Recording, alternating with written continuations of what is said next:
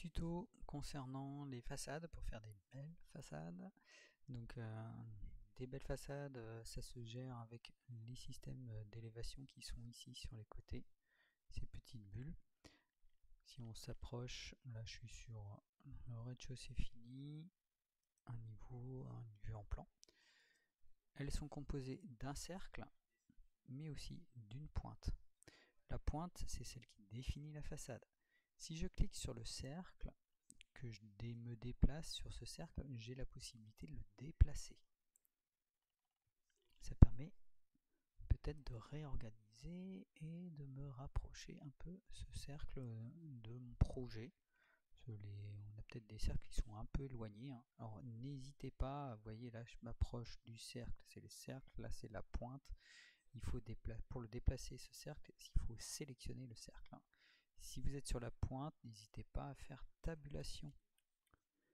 Donc là je fais tabulation, j'ai bien le cercle, je m'approche, j'ai un curseur en forme de 4 flèches, je reste appuyé sur le clic gauche et je déplace les éléments.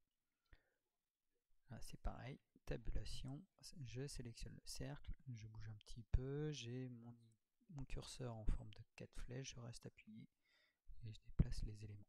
Le fait de déplacer les éléments, ça ne déplace pas l'élévation en elle-même, ça déplace que la bulle, vraiment que la petite bulle qui est ici. Si je m'approche de la pointe, regardez, hop, mon élévation commence ici et se termine là. Je m'approche du cercle, je sélectionne le cercle, je déplace complètement le cercle, je clique que sur la pointe. Vous voyez, l'élévation n'a pas bougé. Donc cette bulle n'est pas en lien avec la position de l'élévation.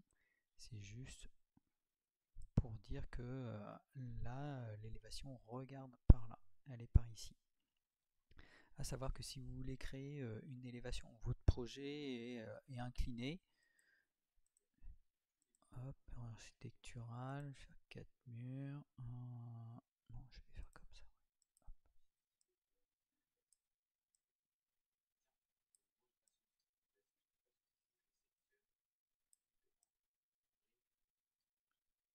Je vais me faire quelque chose comme ça. Un projet fou. Voilà. Et ici, je vais faire des élévations pour, ce bâtiment-là. Eh bien, une élévation, il faut être vraiment parallèle à la façade. Il faut vraiment être parallèle. Donc ici, je vais déplacer ça sur le côté. Je vais aller dans Vue, Élévation, et je vais m'approcher de la façade. Automatiquement, il va détecter. Vous voyez, il détecte et il s'oriente correctement. Je peux le faire pour toutes les façades. Là, j'ai pas cliqué. C'est juste en m'approchant qu'il peut se positionner correctement. Je clique, j'ai posé un élément de façade. Là, il appelle automatiquement élévation 1A. Allez, ça me convient. Si il y a des choses qui ne me conviennent pas, appuyez sur Tab avant de cliquer pour afficher d'autres directions possibles. En appuyant sur Tab, je peux faire tourner le système de flèches si ça ne me convient pas. Donc on oriente vraiment comme on veut. Là j'ai recréé 3 élévations différentes. Si j'appuie sur la flèche, on voit qu'elle est vraiment parallèle à la façade. Et ça a toute son importance. Ici c'est le cas.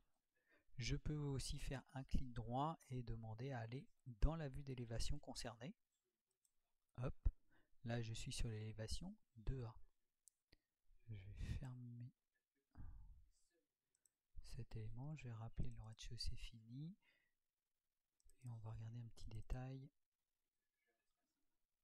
J'ai mon rez-de-chaussée fini qui est ici. Je vais basculer en vue mosaïque. Voilà.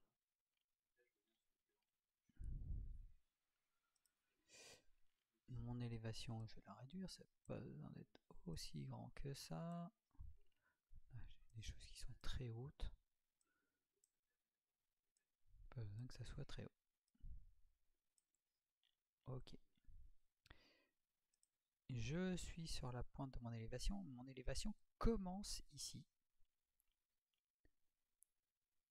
Je peux la mettre ici. Ça va créer comme une coupe. Voilà. De ce côté-là, ça crée comme une coupe. Je reviens à la position initiale. Hop. Et c'est comme une coupe. La profondeur ici d'élévation, elle a aussi toute son importance. Si j'ai mon élévation qui s'arrête là, je n'ai que cet élément là dans mon élévation. J'ai que l'élément qui est sur le côté. Si je donne plus de profondeur à mon élévation, j'ai l'ensemble de mon projet. Et après c'est pareil pour les côtés. Là j'ai coupé une partie de mon élévation sur le côté. Je prends bien la petite bulle. Hop. Et c'est pareil de ce côté-là. Donc il faut bien caler le départ, la fin, mais aussi les côtés de votre élévation. On va le faire sur le petit projet qui est en dessous.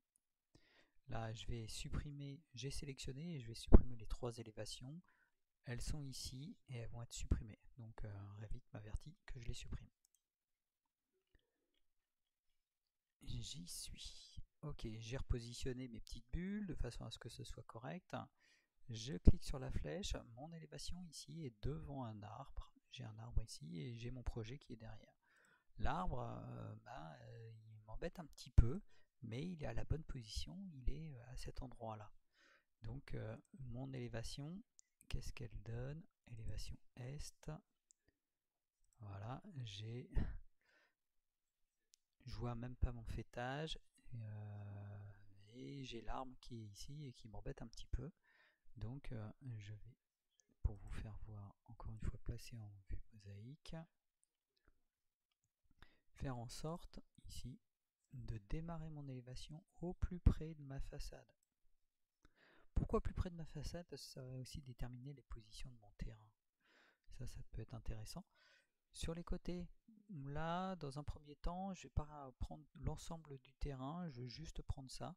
Profondeur de champ, vous voyez que là, je prends aussi le garage qui est ici.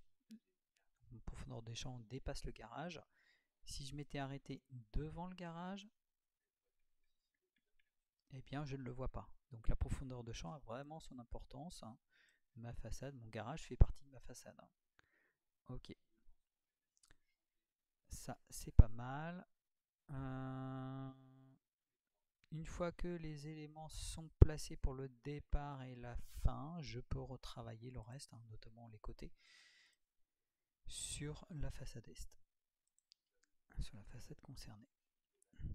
Dans une belle élévation, vous n'avez rien qui est en dessous le terrain. On ne coupe pas le terrain, on doit juste voir une ligne épaisse en surface qui donne l'inclinaison du terrain et rien d'autre.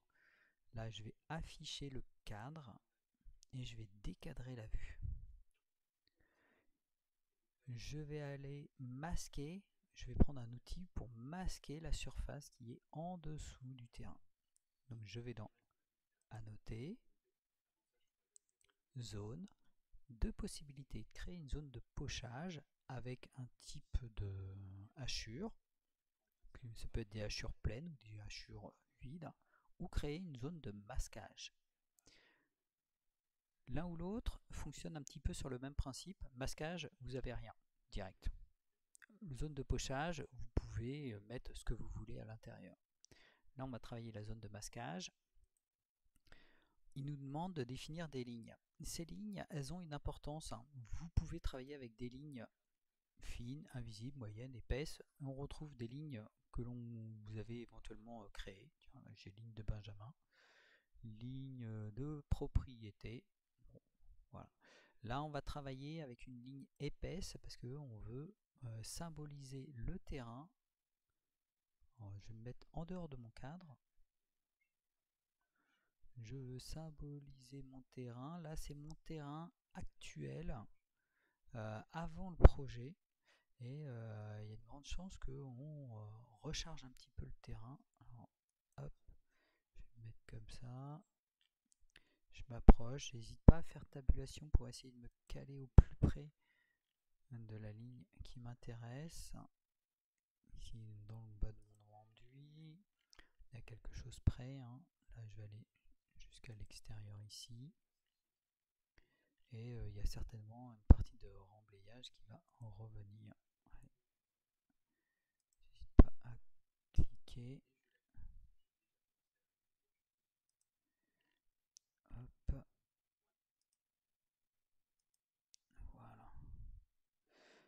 Là, toutes les lignes que j'ai créées, elles sont en ligne épaisse. Elles apparaissent en ligne épaisse. Je fais échappe. Je suis plus avec l'outil de création de lignes. Je vais sélectionner les lignes qui sont dans le bas. Donc je reste appuyé sur CTRL et j'ajoute à ma sélection les 3 lignes dans le bas, là, ici. Et je ne veux pas que ça soit des lignes épaisses, je veux que ce soit des lignes invisibles. Elles sont passées en invisible. Je valide. On peut voir que la surface qui est masquée, c'est toute la surface qui est en rouge. Je désélectionne. Hop. Voilà. Maintenant, je vais cadrer la vue. OK. Et je vais faire apparaître les lignes épaisses. Voilà. Donc j'ai une ligne épaisse et voilà. Et j'ai mon terrain qui peut être intéressant là. Terrain fini. Ici sur mes façades, ça c'est un petit peu le bazar, il y a quand même pas mal de choses, hein. Il y a peut-être des niveaux qui ne sont même pas utiles. Bon, ça c'est à moi de faire le tri. Je vais masquer ces catégories. Alors je vous demande une petite minute. C'est reparti. Hop. Donc là on a notre ligne épaisse ici qui symbolise le terrain et on a un cadre que je peux maintenant masquer. J'ai masqué le cadre. J'ai masqué mes lignes de niveau qui sont apparues, qui étaient sur le côté, mais je peux donner des informations maintenant à mon plan. Il ne faut pas hésiter à donner des informations sur votre plan, donc sur les façades, notamment la nature des matériaux. Donc on peut rajouter du texte avec une flèche. Ici, je vais prendre ça. Là, c'est une note textuelle. Moi, je vais faire quelque chose qui soit un peu plus petit. Si ce texte-là ne me convient pas, voilà, j'ai une note textuelle de 2,5. Bon, allez, je vais aller jeter un petit coup d'œil comment il est réalisé. C'est du police de texte trébuché, note textuelle 2,5. Je vais la dupliquer. Alors, je vais mettre juste note et moi, je vais mettre 2 mm Nunito pour la repérer. Donc ici, je change la taille. Là, je mets Nunito. Ça, c'est moi qui choisis la police de caractère, hein, mais vous pouvez mettre la police que vous souhaitez. Ça ne pose aucun problème.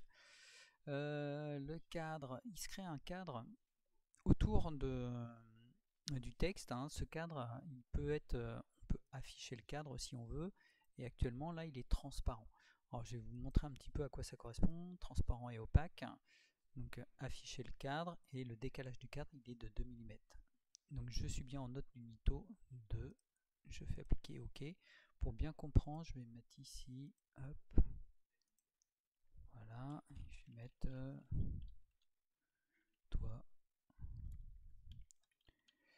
toiture ardoise. Voilà. Ah, il me met que ce n'est pas visible. Aucun élément créé n'est visible dans la vue élévation. Façade est, il serait peut-être utile de vérifier la vue active, ses paramètres et les paramètres de visibilité. Donc il faut que je regarde dans les paramètres de visibilité parce qu'a priori il y a quelque chose qui m'empêche de voir mon texte. Alors je vais aller dans VV.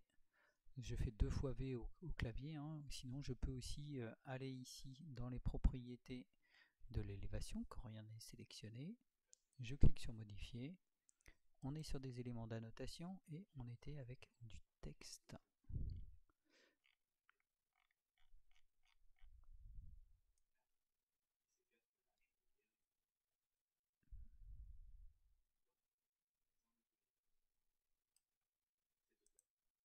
Alors non, je pense que c'est pas ici, c'est parce que quand j'ai posé la pointe de de ma note textuelle, elle était en dehors du cadre.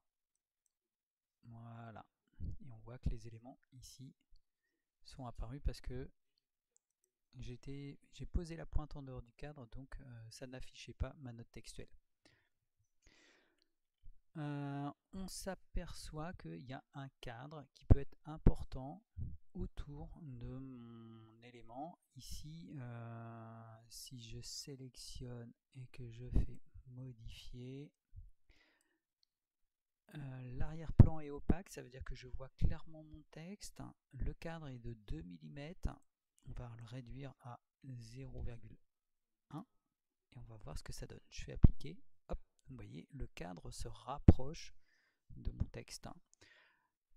Donc ça sert à rien d'avoir quelque chose qui est très éloigné. 1 mm doit suffire. Là, 1 mm, ça convient. Par rapport à la taille de mon texte, c'est OK. Ici, je suis en opaque, en transparent. Je fais appliquer. Voilà ce qui se passe. J'ai les éléments de hachure qui se superposent à mon texte. Donc ça rend un peu plus difficile le texte à lire. Je vais repasser en opaque et je fais appliquer dans le bas. Ok, je suis bien en unito, je suis en taille 2 mm. Je fais ok. Allez, mon élément ici, je le supprime et je vais m'en recréer un autre. Voilà, tac. Je vais le mettre. Là, je suis bien en unito 2 mm. Ici, hop. Et je vais mettre couverture en ardoise. Voilà, quelque chose de correct. Je vais mettre un autre élément ici. Vous voyez, je peux me caler aussi sur des lignes. Il retrouve des verticales et ça permet d'aligner les textes entre eux. Là, je vais mettre enduit ton pierre. Par exemple, j'aurais pu mettre enduit gratté ou autre. Voilà, et je peux donner des informations sur la nature des matériaux, sur mon système de façade. Allez, je quitte. Je vais positionner quelques codes de niveau parce que là on a le fêtage, c'est intéressant de le mettre. On a le niveau d'égout qui peut être aussi positionné. Donc j'ai masqué mes lignes de niveau. Ça a son importance. Un petit truc que je mets pas d'habitude, c'est le cadre ici. Donc je les sélectionne, modifier. Non, je veux pas de cadre. Ok. Voilà, j'ai enlevé le cadre. Je reviens sur mes codes de niveau. J'ai masqué mes lignes de niveau. Je veux préciser des cotes vraiment spécifiques. Donc je vais aller. Je peux positionner. Moi, ce que je préfère, c'est il y a plusieurs façons de faire. On peut positionner une ligne d'annotation. Donc dans annoter, une ligne de détail. Je sélectionne la ligne. Je choisis le type de ligne, une ligne fine. Je m'accroche dans le haut, ici, je me décale un peu plus loin. Cette ligne, c'est une ligne d'information pour dire que c'est ce niveau-là. Voilà. Je vais m'en refaire tout de suite une parce que j'ai l'outil dans les mains. Ligne fine. Annoter ligne fine. Pour positionner le bas, le niveau de l'égout. Donc là j'ai ma ligne de fêtage, le niveau d'égout, et je vais coter la ligne que je viens de créer. Là, dans le système de cote, il m'en propose plusieurs. Je vous conseille de vous en créer une. Alors moi, celle qui est d'office avec la cible, elle me donne des boutons. Voilà. Alors celle-là, je trouve ça vraiment pas beau, et en plus, j'ai pas d'information avec un petit plus. Une cote positive, mais si elle est en négatif, et ici, tiens, hop, si je déplace la ligne, si je vais avoir le signe en négatif. Bon, j'annule, je la remets en haut, mais j'ai pas de signe positif.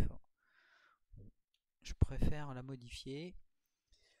Donc je vais dans toujours annoter, code d'élévation, et je ne veux pas de cible. Je suis par rapport au projet. Je fais modifier le type et je vais dupliquer ce type de vue, ce type de code d'élévation. Je vais mettre un code élève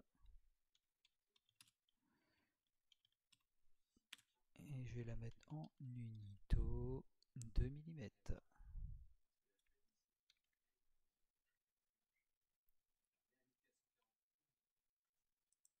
Ok.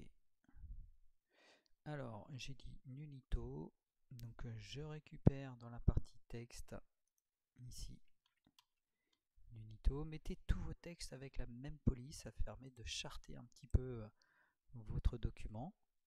Ouais, j'ai peut-être été un peu vite, je retourne de modifier. Nunito, et on a dit taille de texte 2 mm, et j'aimerais aussi qu'il y ait un petit plus qui s'affiche pour dès que je suis sur une valeur positive. Donc là je vais aller dans les unités principales, j'ai modifié le texte, j'ai modifié la police.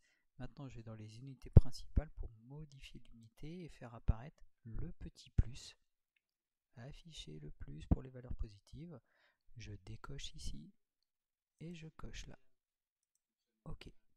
On va pouvoir rajouter du texte devant ou derrière la cote qui va s'afficher. Flèche pleine 20 degrés. Ouais, il me propose quoi? Je vais plutôt prendre 30 degrés. Appliquer. Ok. Je me décale. Hop. Je fais une ligne qui est quand même assez longue parce que je vais rajouter du texte dessus. Je fais échappe 2 fois. Je sélectionne à nouveau le code de niveau que j'ai créé. Et dans les propriétés, préfixe de valeur supérieure, donc préfixe ça va être devant la cote, je vais écrire fêtage. Je vais déplacer mon curseur sur l'espace de dessin, ça va valider comme si je faisais appliquer dans le bas. Voilà. Je peux recaler un petit peu mon texte. Ça marche. Fêtage plus 7,93. Je vais refaire la même chose dans le bas. Code d'élévation. Je suis toujours avec la cote que j'ai créée. Je clique, je me décale comme ça. Je fais échappe une fois, une deuxième fois, et je sélectionne la cote d'élévation que je viens de créer. Je vais rajouter du texte devant en préfixe. Égout. Je mets un petit espace. Je me décale sur l'espace de dessin. Je clique et je recale un petit peu mon texte. Ok. Voilà. J'ai précisé le fêtage et le niveau d'égout. Ma vue n'est pas cadrée. Donc je vais cadrer la vue, enlever le cadre. Là j'ai quelque chose qui est intéressant. C'est quand même beaucoup plus joli que ce que j'avais avant. Là j'ai un petit décalage parce que je pense que mon terrain, ici, il remonte. J'ai peut-être un petit défaut sur mon terrain. Je vais aller jeter un petit coup d'œil en 3D, ce que ça donne. Ouais, je pense que ça remonte assez fort. Mon terrain existant, il remonte très fort à ce niveau-là. Donc je vais aller modifier les sous-éléments. Ouais, il remonte très très fort en fin de compte. Et, ouais, il remonte à 90. Je vais le redescendre un petit peu.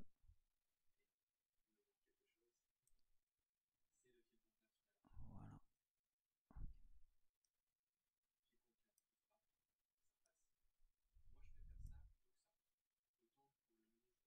Ok.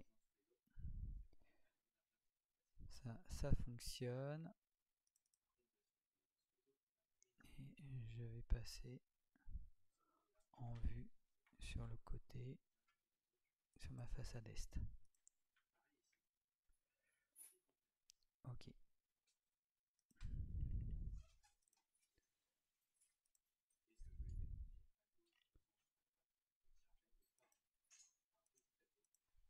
afficher le cadre. Agrandir un petit peu ici sur l'arrière. Voilà, alors s'il me manque une petite ligne, hein, je peux très bien annoter mon plan. Rajouter une petite ligne de détail fine ici. Parce que ce que j'ai au premier plan au niveau que je coupe, voilà, là je peux avoir mon terrain qui remonte comme ça, c'est normal. Donc je coupe à cet endroit là, c'est pour ça que la ligne est épaisse. Et de ce côté là j'ai mon terrain qui remonte après le garage, hein, même devant le garage, j'ai le terrain qui remonte. Si je passe sur ma 3D, on voit bien ici, là, dans cette partie là, que le terrain remonte. Il remonte. On le voit clairement ici, hein. Donc c'est ce qui apparaît sur ma façade est. Il remonte. Ok, j'enlève le cadre et je vais me mettre sur une feuille. Je vais charger une nouvelle feuille. Allez, je vais prendre la feuille standard de Revit et je vais placer ma façade est sur ma feuille. Ok, là on s'aperçoit que j'ai beaucoup d'espace dans le bas. Pas très intéressant. Je vais aller modifier cet élément là. Alors je le modifie sur façade est, je réaffiche mon cadre, je reprends le cadre et je le remonte. J'ai pas besoin d'avoir beaucoup d'éléments en dessous. Je retourne sur ma feuille voir ce qui se passe. Je suis pas sur la bonne feuille. Voilà. Ça a décalé, mais ici, cet élément-là, il faut que je le remette. Alors vous allez être souvent embêté avec cet élément-là. Ça, c'est le titre de la vue. Autant, vous voyez, je l'ai sélectionné, et là, il s'appelle fenêtre vue sur la feuille.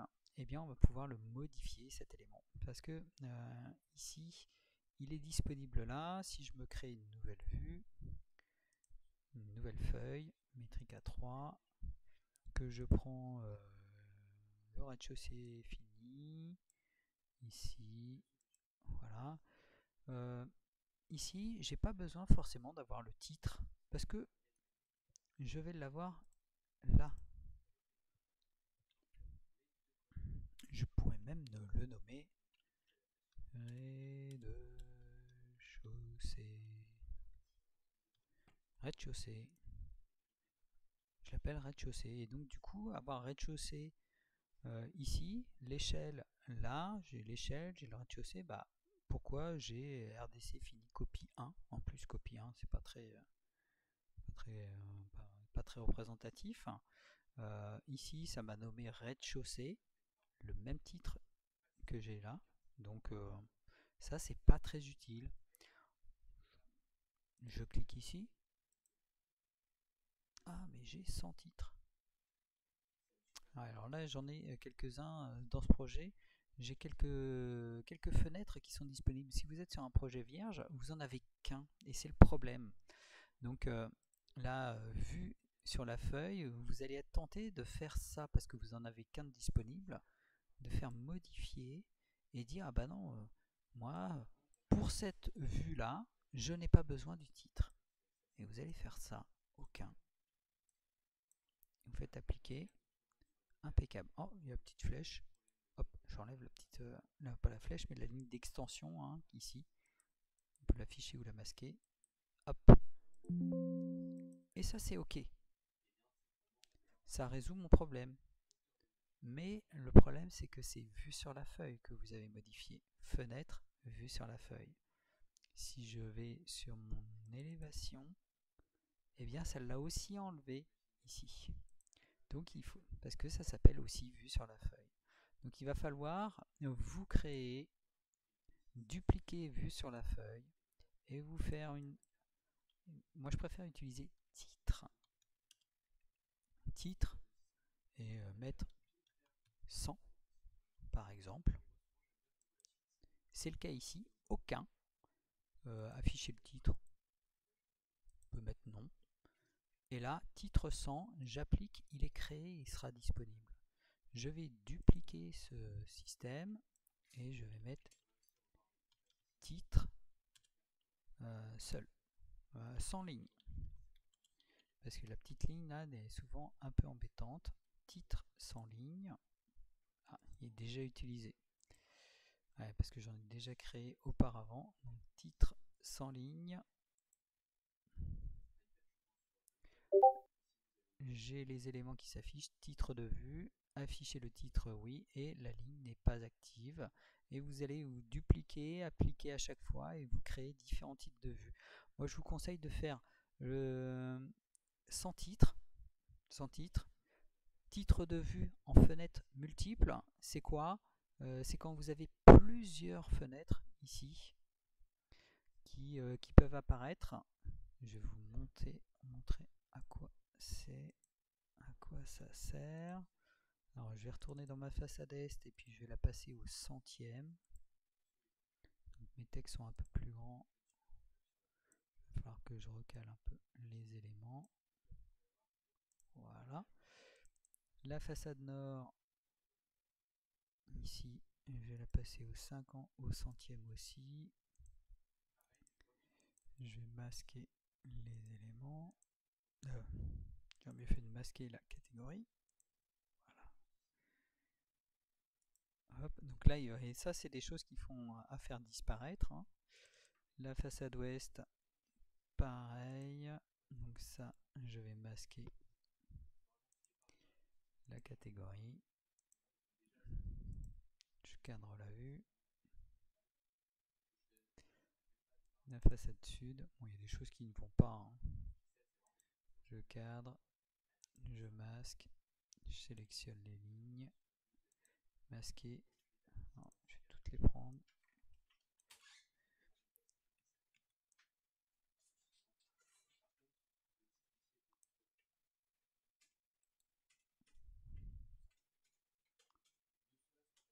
Masquer les éléments. Ok. Masquer l'élément. Voilà. Ok, et je suis bien au centième. Bon, je suis bien au centième partout. Je suis au 50e, je vais mettre ça au centième. Je vais me créer.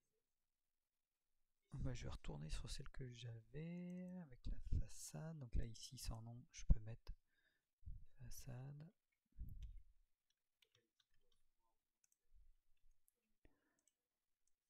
J'ai une vue ici. J'ai un système d'alignement qui se met en place. Hop. Voilà, ça permet de s'aligner. Hein. Les petites lignes bleues que vous avez vu apparaître, ça permet de s'aligner. Donc on voit que quand il n'y a pas le cadre, là j'ai un cadre autour, je retourne sur ma fenêtre. Bon, je peux double-cliquer ici hein, si j'ai juste à enlever le cadre. Je me mets sur celle d'à côté, je double-clique, j'enlève le cadre. Voilà.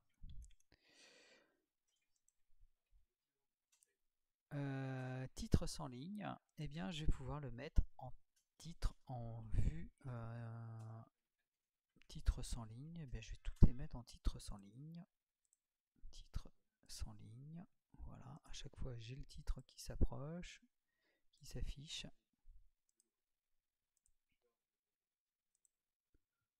Ok, et j'ai le nom des vues à chaque fois.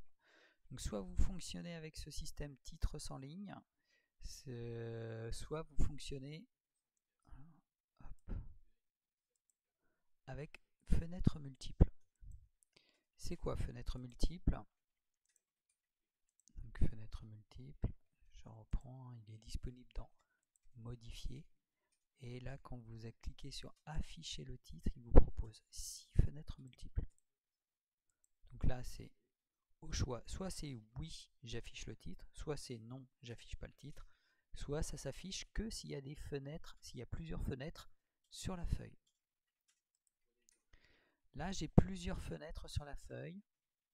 Fenêtres multiples, ça fonctionne. J'enlève, j'enlève, j'enlève. Vous avez vu, ici, ça a disparu. Si je rajoute une deuxième vue, automatiquement le titre s'affiche. Ça c'est intéressant. Là ici il faut que ça soit en fenêtre multiple. Et donc ça s'affiche. Le titre va s'afficher ici que si c'est en fenêtre multiple. Donc ça c'est intéressant. Je vous refais voir. Hein. Donc il faut que titre de vue, je me crée un titre de vue, hein, j'en ai dupliqué un. Et j'utilise titre de vue 6 fenêtres multiples. Je ne mets pas la petite ligne d'extension. Ok. Voilà, on a fait le tour quand même de pas mal de petites choses. Je vais pas faire un truc trop long, déjà une demi-heure, ça fait pas mal. Ok, allez, à plus tard.